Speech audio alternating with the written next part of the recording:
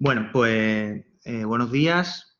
Mi nombre es Sergio Cobo, soy profesor en el Departamento de Comunicación Audiovisual y Publicidad de la Universidad de Sevilla y venimos a presentar nuestra investigación, vengo a presentar mi investigación junto a la doctoranda Sofía Otero, también de la Universidad de Sevilla.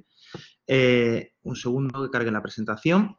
Eh, la propuesta que traemos para el sexto Congreso Internacional de Género y Comunicación se titula La perspectiva trans en la obra audiovisual Touch Me Not, a través del personaje de Hannah, ¿no? Que es el personaje que vamos a analizar. Por dar algunos apuntes, ahí tenéis también nuestros correos electrónicos por si queréis contactar en algún momento. Los objetivos de investigación, como bien podéis ver, son dobles. El primero tiene que ver con determinar la perspectiva trans en un estudio de caso, la película Touch Me Not, del año 2018 y ganadora del premio a Mejor Película en el Festival Internacional de Cine de Berlín, ¿no? Nuestra investigación se plantea o nace con una intención de realizar un estudio cualitativo basado en un estudio transdisciplinar que plantea un triángulo metodológico con tres vértices, por un lado el rol, por otro lado la presencia y en último lugar la demarcación visual del personaje en la trama, ¿no? Por complementar este análisis, que ahora hablaremos desde el punto de vista metodológico, hemos querido hacer hincapié en cuatro textos básicos que van a ser algunos de los que se planteen, que complementan la perspectiva trans y todos los estudios de análisis fílmico cada vez se aplican en el análisis, ¿no? Estos cuatro textos están ahí referenciados también en la presentación y lo vais a tener al final en la última diapositiva para que tengáis un poco la referencia teórica, ¿no? El primero de ellos es Steinbock, con el libro que tenéis ahí, donde vamos a analizar básicamente tres factores, ¿no? Por un lado, la presencia, la presencia corporal como la voz, cómo se construye en la construcción narrativa del personaje. Vamos a analizar la agencia y vamos a analizar el arco narrativo del personaje, ¿no? Sin meterme mucho en este concepto, porque lo vais a ver con Sofía ahora en el análisis, simplemente hablar que, bueno, tanto el arco narrativo como la presencia corporal de los personajes trans suelen ser bastante importantes desde el punto de vista de la focalización, ¿no? Segundo lugar, hay que hablar con el personaje, con el texto de Havel Star de 2005, donde vamos a ver poner la focalización en los ojos de los personajes en lugar de mirar hacia ellos, ¿no? Es decir, un poco lo que planteamos en este análisis es ponernos en los ojos de los personajes trans en lugar de mirarlos desde una mirada fetichista que podemos ver en todo este recorrido en el cine queer y representación de personajes trans, que en muchos casos se ha construido la mirada siempre desde fuera, convirtiendo a los personajes trans en objetos fetiche, ¿no? Igualmente, y a nivel metodológico, hemos utilizado el Steinbock y Copier, básicamente para, como ahora veremos, analizar toda una gramática cinematográfica y con todo este enfoque metodológico que los autores hacen para la película Las Bayer Club y que nos ha servido perfectamente para aplicarlo en este estudio de caso, ¿no?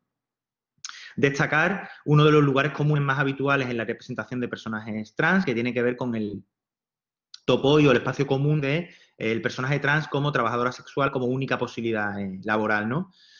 Y por hacer también un último hincapié en un texto teórico de Stryker, que básicamente plantea que esta representación trans tiene más que ver con un tema de identidad, un tema identitario, más que un tema de sexualidad, ¿no? Es decir, no es tan importante cómo se plantean o cómo se representan sexualmente los personajes, sino cómo se representan a nivel de identidad. Como planteábamos inicialmente, metodológicamente se ha tomado este análisis de Dallas Bayer Club que hacen Copier y Steinbock y básicamente hemos tomado esta narrativa de análisis, ¿no? Planteado básicamente lo que decíamos inicialmente, que desde una gramática cinematográfica basada en una perspectiva cis, normalmente mira a los personajes hacia ellos en lugar de mirar con ellos, ¿no? Entonces lo que planteamos en este análisis es mirar con ellos. Para esto, precisamente, hemos realizado una ficha de análisis, como decía inicialmente, planteada en tres vértices, ¿no? El primero tiene que ver con el rol dentro de la trama del personaje, ¿no? Por un lado, determinar si es un actor o una actriz trans o cis representando a personajes trans. En este mismo epígrafe del rol nos interesaba ver también si el rol del personaje era activo o era pasivo, como ahora veremos en el análisis, y desde el punto de vista de de Grey, más analizar también el esquema estancial del personaje, ¿no? Era bastante relevante saber si el personaje actuaba como sujeto o actuaba como objeto, porque básicamente cambiaba la focalización en cuanto a la construcción narrativa. Analizamos factores narrativos, también analizamos factores visuales o factores estéticos, ¿no? Planteados sobre todo con la escena de presentación, es decir, la primera vez que vemos al personaje en pantalla, que como bien sabemos suele ser relevante para la construcción de la identificación primaria con el espectador, y con este concepto de revelación, que era también bastante interesante en cuanto a representación trans, de básicamente construir lo trans como algo oculto que en algún momento llega a ser revelado, ¿no? Y para eso era muy importante toda esta gramática cinematográfica que tenía que ver, y que ahora veremos, con el lugar que ocupa la pantalla y sobre todo con los personajes que están en foco, en trasfoco o en campo, fuera de campo. Y en último lugar, esta presencia visual que tenía que ver, como decíamos inicialmente, con la corporalidad, es decir, con el cuerpo y con la voz y cómo se construían a nivel cinematográfico y sobre todo cómo se representa y se construye todo ese concepto de transfeminidad, ¿no? Como planteamos con estos tres vértices, nos hemos acercado a analizar Touch Me Not y ahora vamos a ver el análisis que va a presentar la compañera Sofía Otero. Muchas gracias, Sergio, y hola a todo el mundo. Bueno, pues yo voy a entrar de lleno en el análisis del personaje de Touch Me Not, Hannah. Aplicando la ficha de análisis que ha comentado Sergio, vamos a analizar primero el rol que cumple Hannah dentro de la trama. Habría que decir que es un personaje secundario, por lo tanto, respecto al arco narrativo, no podemos observar ningún tipo de evolución emocional. Además, está interpretada por una actriz trans. Y respecto al rol que cumple dentro de la trama, tiene un rol activo, dado que es ella la que toma todas las decisiones. Y de hecho, en el esquema estancial podemos decir que cumple el papel de ayudante de la protagonista. La protagonista tiene una serie de inseguridades respecto a su sexualidad y su corporalidad, y en este caso es Hannah la que le ayuda a superar dichas inseguridades. Bien, respecto a la demarcación visual, hemos analizado primero la escena de presentación. Vamos a proyectarla y ahora la comentamos.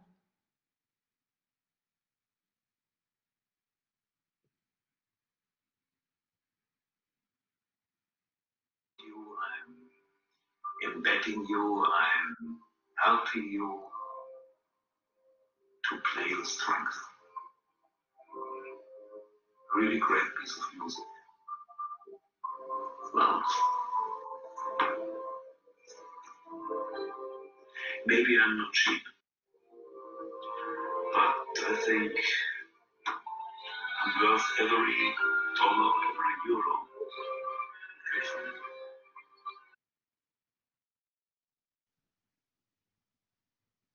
Vale. Bueno, pues como habéis podido ver, bueno, lo primero que, como ya comentaba Sergio, ella es una trabajadora sexual, pero en este caso aparece representada desde el primer momento de cuerpo completo, en un plano largo, y además es ella la que se presenta a sí misma. Es destacable además que aparece filmada en la pantalla del ordenador de la protagonista, siendo esto una técnica transgresora, desafiando los límites entre ficción y no ficción. En otra secuencia, que no es la de presentación, observamos cómo ella siempre aparece centrada en pantalla y hablando sobre la sexualidad de los cuerpos. Además, es reseñable el hecho de que aparece siempre el cuerpo al completo, es decir, que no se sigue lo que Susan Stryker llama la lógica fílmica de la corporalidad trans, que es esa tradición de fragmentar el cuerpo para construir una historia hacia las personas espectadoras, ¿no? La última técnica también destacable dentro de la demarcación visual es la ruptura de la cuarta pared, algo que Albert Tam destaca como esa forma de desmantelar la lógica narrativa y hacer a la audiencia consciente del hecho de que está accediendo al personaje a través de una mediación de lecciones cinematográficas. Respecto a la presencia visual y observando tanto el cuerpo como la voz, hay que destacar, como hemos dicho antes, el cuerpo lo vemos de forma completa y podemos observar tanto sus pechos como la genitalidad. Genitalidad que además, según los estándares normativos, no se corresponde con su identidad de género. Ella además menciona su propio cuerpo como un cuerpo imperfecto, no obstante esto se presenta como un ejemplo de confianza y seguridad. explorando así la sexualidad desde su perspectiva, en este caso una perspectiva trans. Respecto a la voz, habría que reseñar que no se hace ningún tipo de al tono de voz, al vibrato de voz, sino que la voz toma relevancia como guía para explorar la sexualidad, tornando así al personaje trans como un agente social que expresa su opinión a través de su voz. En conclusión, después de teniendo en cuenta las teorías comentadas y el análisis que hemos hecho, en la película Touch Me Not se presenta un nuevo imaginario de cuerpos, alejándonos de la tradición de filmación de cuerpos trans, como hemos dicho, a través de esos planos largos a la hora de representar el cuerpo, la no fragmentación, y no solo a la hora de presentar nuevas corporalidades, sino que además esto se hace a través de unas técnicas transgresoras, utilizando no solo el término trans como una identidad de género, sino como la construcción de nuevas narrativas, presentando, en definitiva, como hemos dicho, una corporalidad y sexualidad desde una perspectiva trans.